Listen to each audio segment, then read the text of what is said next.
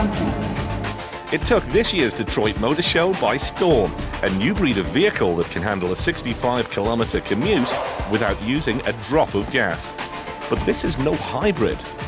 Hybrids are set up such that they are sometimes driven by electricity, sometimes driven by the engine, sometimes both. An electrically driven vehicle is always driven by electricity, and even if you have an alternative power source like a small internal combustion engine, ethanol-powered engine, basically it is creating power which is used to restore the battery.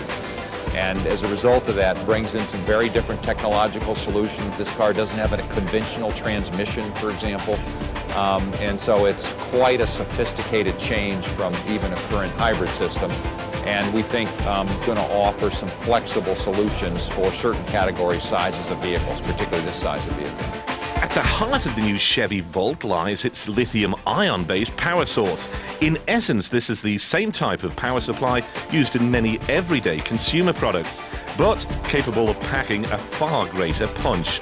To provide this key component, GM turned to Massachusetts-based A123 Systems. We're changing the game in the way battery technology has developed and the way it's behaving today. So things that you couldn't do before because of size or volume or weight, you can now implement in a variety of different kind of vehicles. So we're talking today about the Volt and the implications it can have on the electrification of passenger vehicles. But the technology goes a lot longer than that. And we're talking about hybrid buses, aircraft applications. The benefits of the weight and the size of these batteries have implications all across transportation.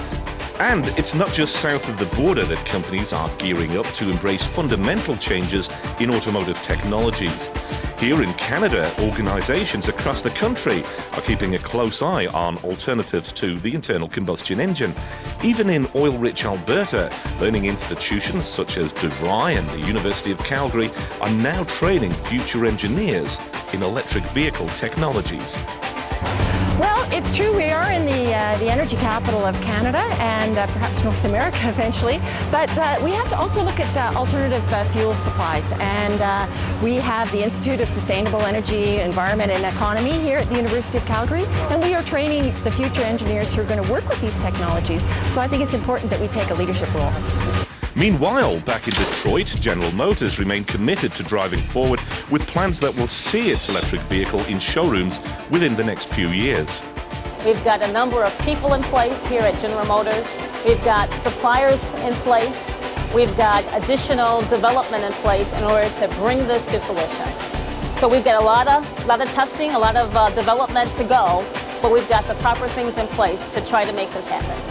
And with, according to Stats Canada, 62% of Canadians having a daily commute of less than 10 kilometres, if and when the Volt does make it to market, it could find that market very attractive indeed.